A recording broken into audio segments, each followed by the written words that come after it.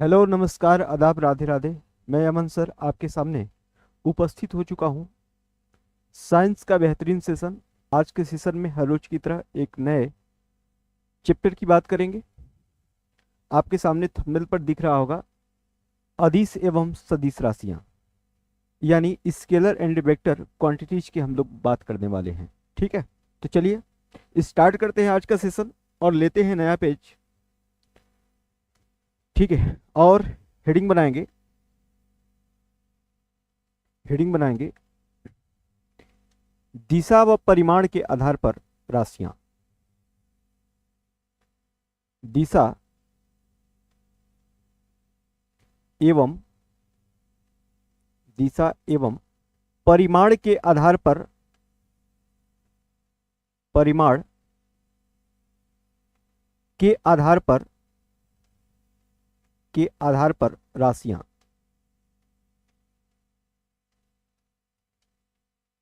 आधार पर राशियां।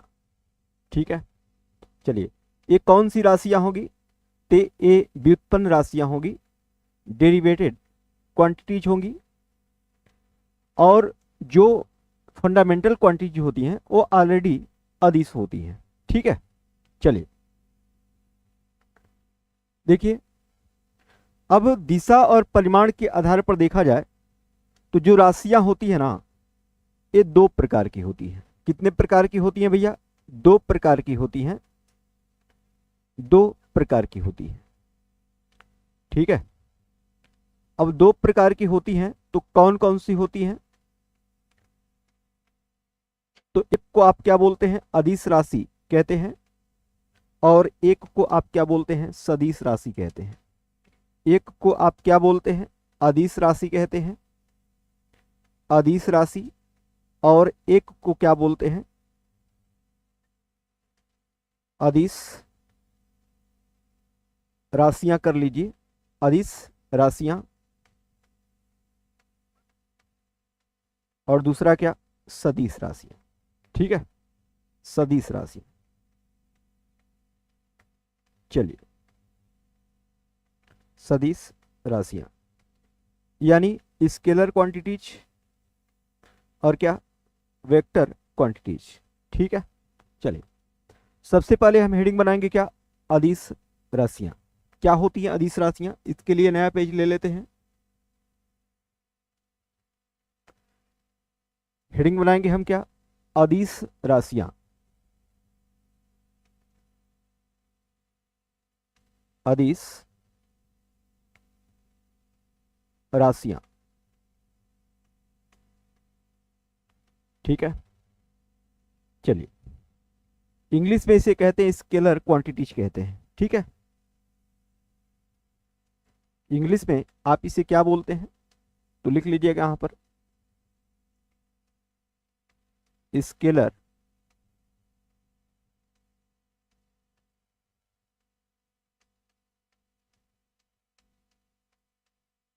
क्वांटिटीज।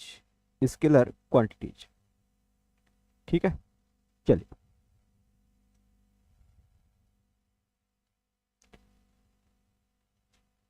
इसको थोड़ा सा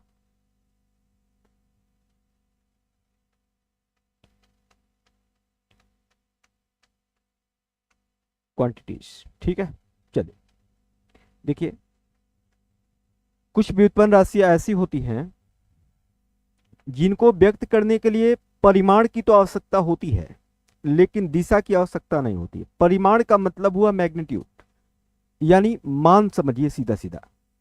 तो आप यहां पर लिख सकते हैं कि जिन राशियों को व्यक्त करने के लिए, लिखेंगे जिन राशियों को व्यक्त करने के लिए, जिन राशियों को व्यक्त करने के लिए, जिन राशियों को व्यक्त करने के लिए, राशियों को व्यक्त करने के लिए, व्यक्त करने के लिए, व्यक्त करने के लिए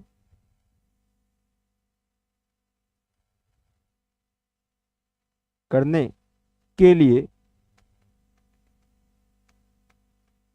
के लिए परिमाण की आवश्यकता होती है, दिशा की नहीं। परिमाण की आवश्यकता होती है, परिमाण की आवश्यकता होती है, की आवश्यकता होती है, आवश्यकता होती है, होती है, जबकि दिशा की आवश्यकता नहीं होती, जबकि दिशा की आवश्यकता नहीं होती, जबकि दिशा की आवश्यकता नहीं होती, की आवश्यकता, दिशा की आवश्यकता नहीं होती, नहीं होती, होती, उसे अदिश राशियां कहते हैं। उसे अदिश राशि कहते हैं, उसे अदिश राशियां। यहां पर उसे की जगह पर आप उन्हें कर लेंगे तो और अच्छा रहेगा। उन्हें अदिश राशियां कहते हैं, अदिश राशियां कहते हैं, अदिश राशियां कहते हैं। ठीक है, उन्हें क्या कहते हैं भैया? अदिश राशियां कहते हैं। ठीक है, अब ऐसी राशियों में कौन कौन सी हैं तो ध्यान दे लीजिएगा। पहली बात कि अगर किसी अदिश राशि को इंडिकेट करना हो तो उसके प्रतीक के ऊपर एरो का चिन्ह नहीं लगाएंगे। एरो का चिन्ह उन्हीं राशियों के ऊपर लगता है जो राशियां सदिश होती हैं। क्या होती हैं? सदिश होती हैं। तो जो अदिश राशियां होती हैं इनके ऊपर एरो का चिन्ह नहीं लगता है। ठीक है, जैसे आपसे कहा जाए कि एक राशि ए है और एक राशि क्या है? बी है। अगर ए पर एरो का चिन्ह लगा है इसका मतलब कि ए क्या है? वेक्टर क्वांटिटी है। ठीक है, वेक्टर क्वांटिटी है। और यदि बी पर वेक्टर का चिन्ह नहीं लगा है, यानी एरो का चिन्ह नहीं लगा है, इसका मतलब बी क्या है? स्केलर क्वांटिटी है। ओके, तो इस बात को भी ध्यान दीजिएगा क्योंकि यहां से क्वेश्चन बनते हैं। अभी हम आपको आगे क्वेश्चन बताएंगे भी। ओके, ठीक है, चलिए देखिए। तो वे राशियां जिनको व्यक्त करने के लिए परिमाण की आवश्यकता होती है बल्कि दिशा की जरूरत नहीं होती है, उसे आप क्या बोलते हैं? अदिश राशियां कहते हैं। और अदिश राशियों में मुख्य रूप से कौन कौन आती हैं तो देख लेते हैं। ठीक है, पहली बात तो यहां पर लिख लेंगे दाब। दाब जिसे आप इंग्लिश में प्रेशर कहते हैं, दाब। विद्युत धारा, विद्युत धारा, जो विद्युत धारा है भैया, विद्युत धारा भी क्या है? अदिश राशि है। अब विद्युत धारा ही नहीं, आप ऐसे समझिए जितनी भी मूल राशियां हैं, मूल राशियों की संख्या 7 है ना, ये सातों के सातों क्या हैं? अदिश राशियां हैं। ठीक है, ठीक है, तो यहां पर लिख लेंगे, यहां पर लिख लेंगे सभी मूल राशियां। सभी मूल राशियां क्या है भैया? सभी मूल राशियां अदिश होती हैं। सभी मूल राशियां क्या होती हैं? अदिश होती हैं। ठीक है, अदिश होती हैं, मतलब इनको व्यक्त करने के लिए परिमाण की जरूरत होगी, दिशा की जरूरत नहीं होगी। ठीक है, दिशा की जरूरत नहीं होगी। ठीक है, चलिए बहुत बढ़िया। विद्युत धारा हो गया। इसी तरीके से इसमें और आप लिखते जाएंगे। ठीक है, जैसे आपसे कहा जाएगा दूरी हो गया, आयतन हो गया, दूरी हो गया, और क्या बच्चे? आयतन, दूरी हो गया, आयतन हो गया। ठीक है, घनत्व हो गया, घनत्व। ठीक है, घनत्व हो गया। ठीक है, दूरी हो गया, आयतन हो गया, और क्या भैया? घनत्व। ठीक है, और भी लिख सकते हैं, इसके लिए अगला पेज ले ही लेते हैं। ठीक है, इनके अलावा घनत्व हो गया, द्रव्यमान हो गया, घनत्व। ठीक है, क्या आपने द्रव्यमान लिखा है क्या? क्या आपने द्रव्यमान लिखा? ठीक है, नहीं लिखा, लिख लीजिए। घनत्व हो गया, द्रव्यमान हो गया, द्रव्यमान हो गया, द्रव्यमान, घनत्व हो गया, द्रव्यमान हो गया, ठीक है। विभव हो गया, विभव, विभव, विभव भी क्या है भैया? अदिश राशि है, स्केलर क्वांटिटी है, ठीक है, अदिश राशि है, ठीक है। प्रतिरोध हो गया, सामर्थ्य हो गया, ताप हो गया, प्रतिरोध, प्रतिरोध हो गया, समय हो गया, समय, ताप हो गया, वैसे भी ताप उसमें मूल राशि में आ ही जाता है, ठीक है। चलिए, हाँ, विद्युत आवेश हो गया, ये सब क्या है? अदिश राशियां हैं। विद्युत आवेश, विद्युत आवेश, विद्युत आवेश, ठीक है, विद्युत आवेश। आपको बता दें, लगे हाथ लिख लीजिए, कार्य को भी लिख लीजिए, कार्य लिख लीजिए, कार्य लिख लीजिए, और क्या लिखेंगे? ऊर्जा, ऊर्जा, ऊर्जा भी क्या है? अदिश राशि है, ठीक है, अदिश राशि है। तो ये सब क्या हैं? ये अदिश राशियां हैं, ये सब क्या है भैया? अदिश राशियां हैं, ठीक है। चलिए देखिए, अब एक बात ध्यान दीजिएगा, हाँ, गुड आफ्टरनून, ठीक है, सिंह शिवम, गुड आफ्टरनून भाई। चलिए, नाइस क्लास सर, ठीक है, थैंक यू शिवम। चलिए देखते रहिए बाबू। तो घनत्व, द्रव्यमान, विभव, प्रतिरोध, समय, विद्युत आवेश, कार्य, ऊर्जा, density, mass, potential, resistance, time, electric charge, work, और क्या? एनर्जी। ये सब क्या है भैया? ये सब स्केलर क्वांटिटी है। क्या है? स्केलर क्वांटिटी है। और देखिए, आपको एक बात बता दें कि जो अदिश राशियां होती है ना, जो अदिश राशियां होती हैं, ये बीजगणित के नियमों का पालन करती हैं। तो यहां पर लिखेंगे, यहां पर लिख लेंगे आप नोट करके, नोट, नोट लिखेंगे, अदिश राशियां बीजगणित के नियमों का पालन करती हैं। यहां पर लिखेंगे अदिश राशियां, अदिश, अदिश राशियां, अदिश राशियां बीजगणित के नियमों का पालन करती हैं, बीजगणित के नियमों का पालन करती हैं। अदिश राशियां क्या करती हैं? बीजगणित के नियमों का पालन करती हैं। बीजगणित, बीजगणित यानी एल्जेब्रिक रूल को क्या करती हैं? फॉलो करती हैं। बीजगणित तक कर लेंगे, बीजगणित के नियम का पालन करती हैं, नियम, नियम का पालन करती हैं, पालन करती हैं, बीजगणित के नियम का पालन करती हैं, ठीक है। चलिए, करती हैं। अदिश राशियां बीजगणित के नियम का क्या करती हैं भैया? पालन करती हैं, ठीक है। इस बात को ध्यान दीजिएगा। आगे हम बात करते हैं, फिर देखते हैं।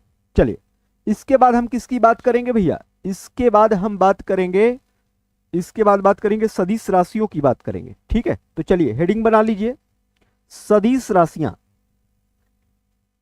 यहां पर हेडिंग बनाएंगे सदिश राशियां, सदिश, सदिश राशियां, ठीक है, सदिश राशियां। और सदिश राशियों की बात करें तो इनको इंग्लिश में बोलेंगे आप क्या? Vector quantity, vector, vector, vector quantity,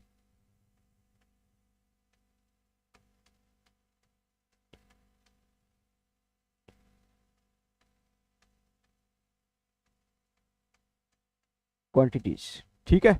चलिए, वेक्टर क्वांटिटीज की हम बात करेंगे, ठीक है। हाँ सर, क्लास का टाइम यही है। हाँ भैया, 3 बजे रहता है, ठीक ना। चलिए देखिएगा, सदिश राशियां यानी वेक्टर क्वांटिटीज की हम क्या कर रहे हैं? बात कर रहे हैं।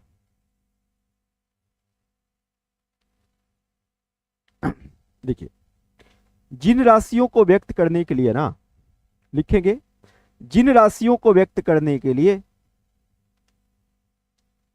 लिखेंगे जिन राशियों को व्यक्त करने के लिए, जिन राशियों को व्यक्त करने के लिए, व्यक्त करने के लिए, जिन राशियों को व्यक्त करने के लिए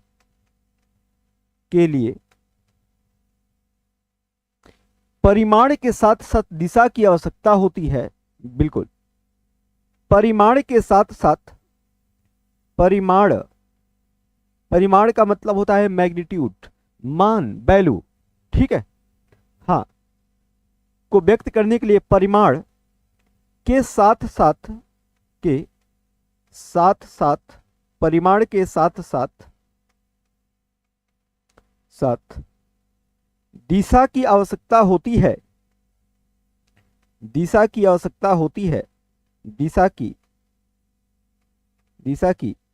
आवश्यकता होती है। परिमाण के साथ साथ किसकी आवश्यकता होती है भैया? दिशा की आवश्यकता होती है। दिशा की आवश्यकता होती है। दिशा की आवश्यकता होती है। होती है। होती है। उसे क्या बोलते हैं भैया? उसे सदिश राशि कहते हैं। उसे क्या कहते हैं? उसे सदिश राशियां कहते हैं, या फिर आप यहां पर लिख लेंगे उन्हें सदिश राशियां कहते हैं। उन्हें सदिश राशियां कहते हैं। सदिश राशियां कहते हैं। सदिश राशियां कहते हैं। क्या कहते हैं भैया? सदिश राशियां कहते हैं। कौन कौन सी राशियां आ जाएंगी? सदिश राशियां कहते हैं। कौन कौन सी राशियां इसमें आ जाएंगी?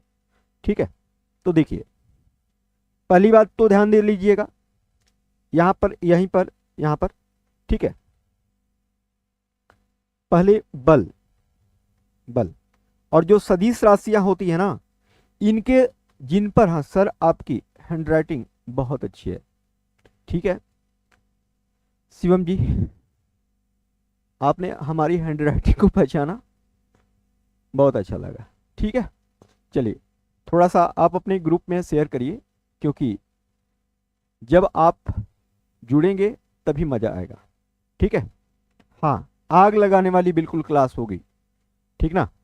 अभी तो मान लीजिए कि थ्योरी चल रही है, ठीक है, 1-2 क्लास थ्योरी की होगी, उसके बाद ठीक है।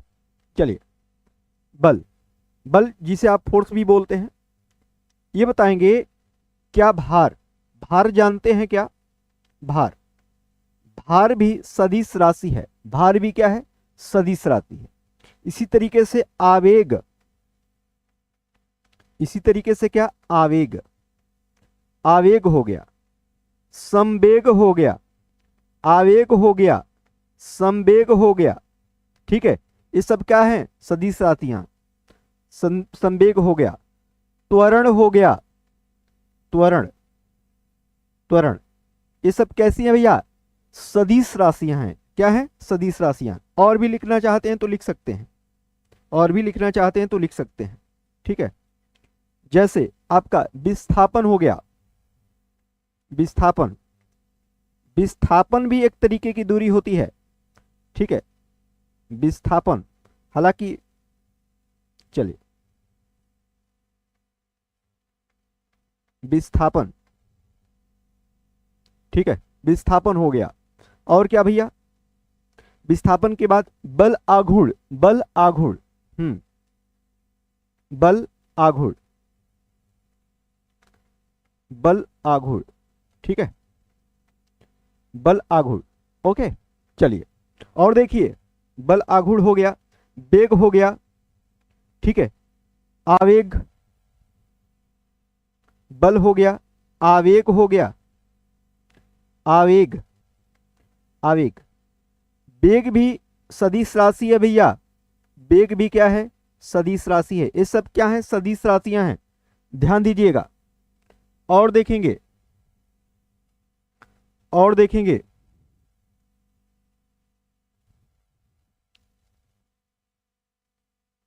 और देखेंगे, ठीक है। चलिए,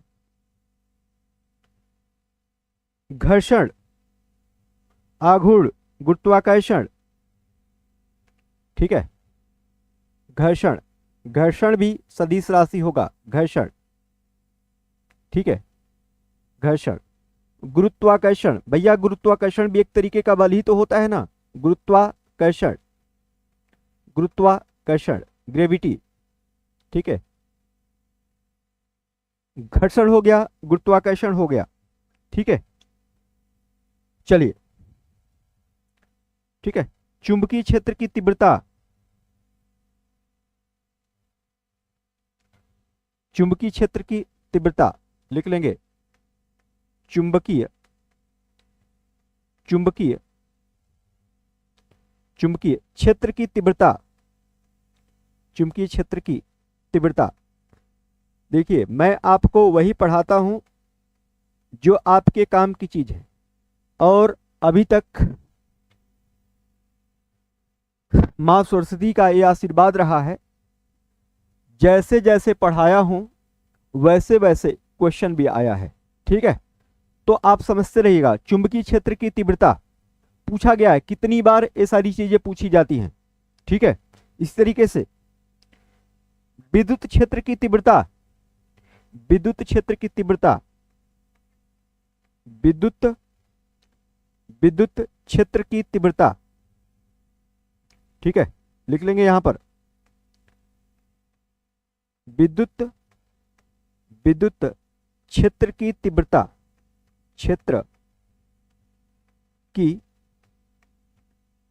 तीव्रता, ठीक है। विद्युत क्षेत्र की क्या भैया, तीव्रता।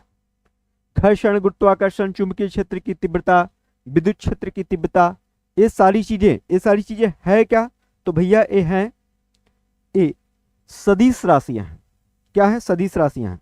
और आपको बता दें, यहां पर लिख लेंगे नोट बना के, नोट बना के लिखेंगे, सदिश राशियां बीजगणित के नियमों का पालन नहीं करती हैं। यहां पर लिखेंगे सदिश राशियां, सदिश राशियां, सदिश राशियां, राशियां बीजगणित के नियम का पालन नहीं करती हैं। बीज गणित, बीजगणित के नियम का पालन नहीं करती हैं, के नियम का, नियम का पालन नहीं करती हैं, पालन नहीं करती हैं, नहीं करती हैं, ठीक है, ठीक है। बीजगणित के नियम का पालन नहीं करती कौन, सदिश राशियां, ठीक ना। इस बात को भी आप ध्यान देंगे, ठीक है। चलिए, अब इसका थोड़ा सा आप ट्रिक देखेंगे। चलिए, इसके लिए नया पेज ले लेते हैं।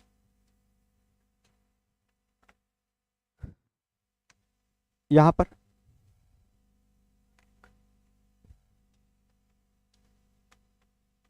ट्रिक देखिए, ट्रिक क्या है।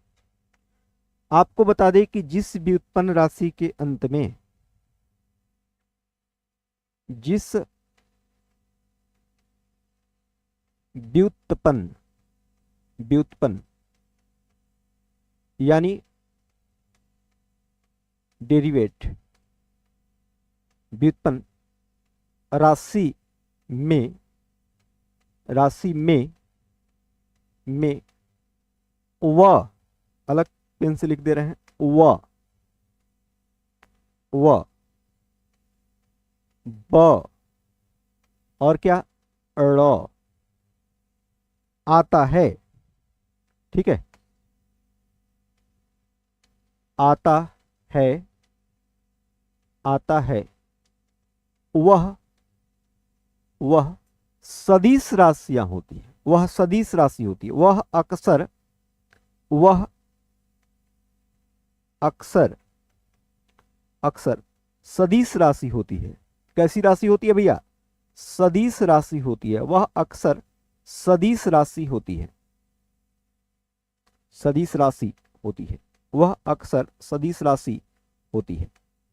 ठीक है, हाँ होती है। अब यहां पर अपवाद के रूप में इस ट्रिक को कौन फॉलो नहीं करता है? लिख लेंगे यहां पर अपवाद। अपवाद, अपवाद में कौन कौन आ जाएगा? तो दाब आ जाएगा। दाब में ब आ रहा है लेकिन ये सदिश नहीं है, क्या है? अदिश है। दाब, ठीक है। विद्युत धारा, विद्युत धारा, वैसे भी आप याद कर लिए होंगे कि सभी मूल राशियां क्या होती हैं? अदिश होती हैं। तो विद्युत धारा मूल राशि है तो विद्युत धारा भी क्या होगी? अदिश होगी। ऐसे भी आप याद कर सकते हैं। ठीक है, इस तरीके से द्रव्यमान हो गया, विभव हो गया, ठीक है। द्रव्यमान, द्रव्यमान हो गया, विभव हो गया। विभव में भी वो आ रहा है लेकिन ये भी क्या है भैया? अदिश है। दाब, विद्युत धारा, द्रव्यमान में वह आ रहा है लेकिन ये कट्टल है, ठीक है। और जब कट्टल है तो ये नहीं होगा, ठीक है। इस तरीके से घनत्व, ठीक है, घनत्व में भी घनत्व में भी वह आ रहा है लेकिन कटे हुए के साथ है तो ये भी नहीं होगा। मतलब ये क्या है भैया? ये सब क्या है? इस ट्रिक को फॉलो नहीं करते हैं, इस ट्रिक को फॉलो नहीं करते हैं। इसका मतलब यह हुआ कि ये क्या है? ये क्या है? यह अदिश है। ये क्या है? अदिश राशियां, अदिश राशियां। और जो अदिश राशियां होती हैं, जो अदिश राशियां होती हैं, इनको व्यक्त करने के लिए, इनको व्यक्त करने के लिए परिमाण की आवश्यकता होती है लेकिन दिशा की आवश्यकता नहीं होती है। ठीक ना? चलिए, बहुत बढ़िया, ये बातें आपको समझ में आ गई होंगी। ठीक है, चलिए अब चीजों को कुछ और समझते हैं और उससे पहले एक क्वेश्चन करते हैं। ठीक है, क्वेश्चन का जवाब आप देंगे, ठीक है। जो अभी देख रहे हैं वो भी देंगे और जो बाद में देखेंगे वो भी कमेंट में इस क्वेश्चन का जवाब दे के जाएंगे। ठीक है, चलिए यहां पर क्वेश्चन लिख दे रहे हैं। क्वेश्चन है, निम्न में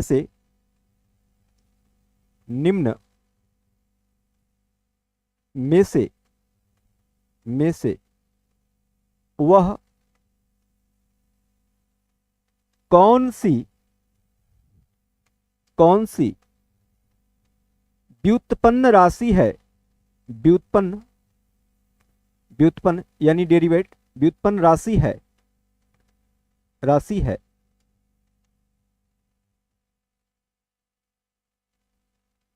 जिसको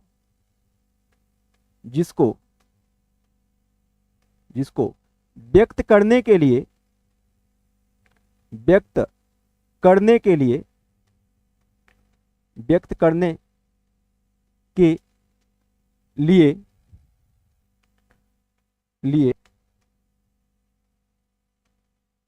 परिमाण ब्रैकेट में आप लिख सकते हैं मान, परिमाण की आवश्यकता होगी, आवश्यकता होगी लेकिन दिशा की नहीं, लेकिन लग गया, लेकिन दिशा की नहीं,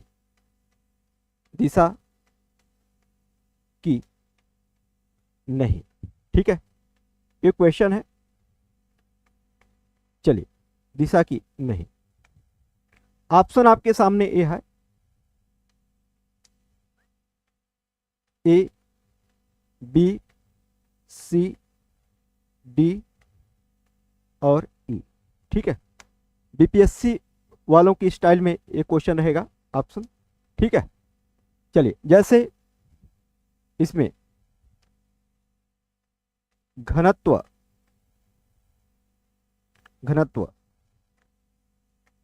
द्रव्यमान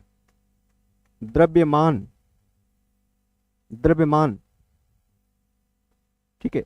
भार, भार उपर्युक्त में से, उपर्युक्त उपर्युक्त में से एक से अधिक, एक से अधिक, अधिक, अधिक, तीसरा इनमें से कोई नहीं, इनमें से कोई नहीं, इनमें से कोई नहीं। चलिए, इस क्वेश्चन का जवाब क्या हो जाना चाहिए? तो आपको बता दें कि यहां पर व्यक्त करने के लिए परिमाण की आवश्यकता है लेकिन दिशा की नहीं। परिमाण की आवश्यकता किसको होती है? अदिश राशियों को होती है। किसको होती है भैया? अदिश राशियों को होती है परिमाण की आवश्यकता, दिशा की आवश्यकता उनको नहीं होती है। तो आप इसमें देख लीजिए, घनत्व, द्रव्यमान, ये अदिश राशियां होती हैं, ये अदिश राशियां होती हैं। लेकिन भार क्या है? सदिश है। इसका मतलब कि अदिश राशियां एक से अधिक है, और जब एक से अधिक होंगे तो आपका सही ऑप्शन क्या हो जाएगा? ऑप्शन डी हो जाएगा, ऑप्शन डी हो जाएगा। ठीक है, चलिए इस बात को ध्यान दीजिएगा। ठीक है, चलिए आगे देखते हैं, आगे देखते हैं। ठीक है, एक क्वेश्चन है, दाब का सही सूत्र है, सही सूत्र है, दाब का सही सूत्र है। ठीक है, दाब यानी प्रेशर की बात हो रही है। यहां पर आपके सामने विकल्प दिए जाएंगे। ए विकल्प है, बी, सी और डी। ठीक है, ए बोला जा रहा है क्या? P equal to F by A. B विकल्प है क्या? P equal to F by A. ठीक है, सी विकल्प है P equal to F by A और P equal to F into A. ठीक है, इसका कौन सा विकल्प हो जाएगा? तो आपको अच्छे से पता है कि दाब क्या है। तो दाब का डेफिनेशन है कि प्रति एकांक क्षेत्रफल पर लगने वाले बल को दाब कहते हैं, दाब कहते हैं। इसका मतलब ये हुआ कि दाब यानी प्रेशर इक्वल टू क्या होता है? बल, बल यानी फोर्स, बल बटे क्षेत्रफल यानी एरिया, यही होता है ना। आप यहां पर देख रहे हैं कि दाब यहां पर क्या है? स्केलर क्वांटिटी है, एरिया क्या है? स्केलर क्वांटिटी है। ठीक है, लेकिन यहां पर फोर्स क्या है? वेक्टर क्वांटिटी है। और जब वेक्टर क्वांटिटी है तो प्रेशर को आप P से इंडिकेट करते हो, बल को आप F से इंडिकेट करते हो, और क्षेत्रफल को आप A से इंडिकेट करते हो। और F यहां पर क्या है? वेक्टर क्वांटिटी है, तो इस पर एरो लगना चाहिए। जब एरो लगना चाहिए तो इसका फार्मूला क्या हुआ? या P equal to vector F बटे A, और ए विकल्प किसमें है? तो विकल्प बी में है, और बी विकल्प क्या हो जाएगा? सही हो जाएगा। ठीक है, चलिए बोलिए, समझ में आई बात क्या? कई बार क्या होता है कि जब आप यहां पर इस तरीके से लिखते हो, P equal to F by A लिखते हो, ये सही है लेकिन पूरी तरीके से सही नहीं है, पूरी तरीके से सही नहीं है, पूरी तरीके से सही ए है। और इस तरीके का क्वेश्चन आपके एग्जाम में बन चुका है। ठीक है, एग्जामिनर बार बार आपसे कंसेप्ट टटोलने की कोशिश करता है, और आप कंसेप्ट के पीछे ना भागकर आप फैक्ट के पीछे भागते हो, जो कि आपके लिए बाद में चलकर एक खतरा साबित होगा। ठीक है, चलिए तो बस आज की क्लास इतना ही रोकेंगे, अगले सेशन में फिर मिलेंगे एक जबरदस्त बेहतर जोश के साथ आपके सामने। Okay, thank you.